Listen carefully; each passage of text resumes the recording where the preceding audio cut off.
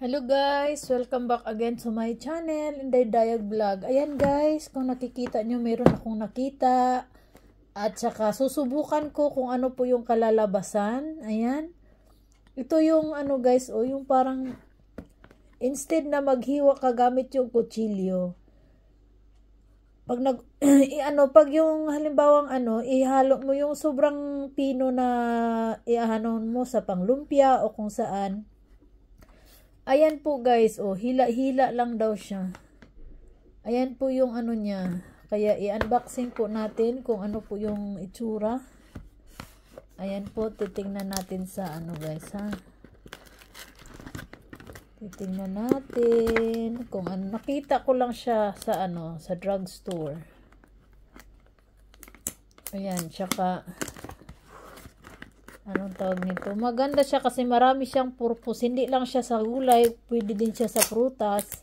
At saka ang nito, ayan kasi pag halimbawang maghiwa ka ng sibuyas, hindi na luluha yung mata mo dahil may takip na siya at hihilain mo na lang. Ayan. At saka pag nagluluto ka ng lumpia, kung ano mang gusto mong na para sobrang pinong-pino siya, ito po yun. Ayan. Buksan na po natin. Ayan. Medium size lang daw ang nakalagay. Medium size. Ayan na po siya guys. Ito lang po siya. Ganito lang po siya kaliit. Ang cute naman niya. Ito ngayon, 'di ba? Pwede siyang maghiwa ng pinong-pino. Pwede siya sa pwede siya sa fruits. At saka maghiwa ka ng gulay na sobrang pino na gawin mong dumpling. Ayan, sa soup o di kaya sa fried rice. At saka ito yung guide niya. Ayan po yung guide niya. Ayan. At saka ito po yung pwede niya hiwain. Pwede po siya sa carrots. Kita nyo ba?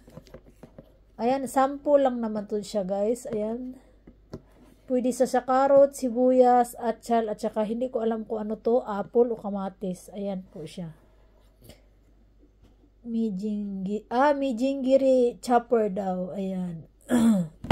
Ayan, susubukan natin tong maghiwa guys, kung ano po yung kalalabasan niya. Ayan. Ayan po siya. At saka, hindi ko alam kung saan yung, ito pala yung panghila niya guys. Ayan At saka pag hinihila mo siya, ayan iikot yung slicer sa loob. Ang galing grabe talaga tong Japan gagawa ng ayan yan yung baling panghiwa niya. At saka yan buksa, asan yung paano natin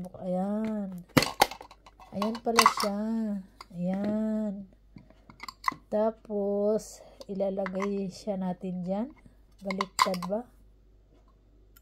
saka ilalagay ito dito, ganyan lang, parang baliktad dito, hindi rin siya pwede. Saan ba to? Hindi ko alam, ipapabasa ko kung anong pa. Parang iba yata to. Ayan, basta yan siya. Tapos, dapat pala ilagay siya dito siguro muna. Ayan. Tapos, paano? Ganun. Hindi ko alam.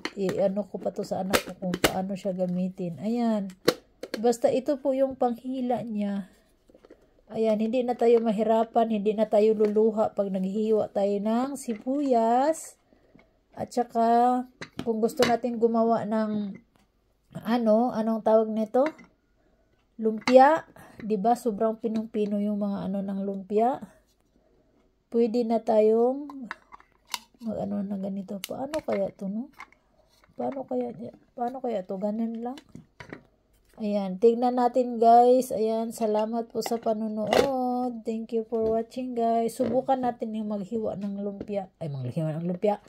Ng mga kung anong pwedeng hiwain dito guys. Ayan, lagyan natin ito ng kadugtong na may hihiwain na tayo. Ayan, thank you so much po.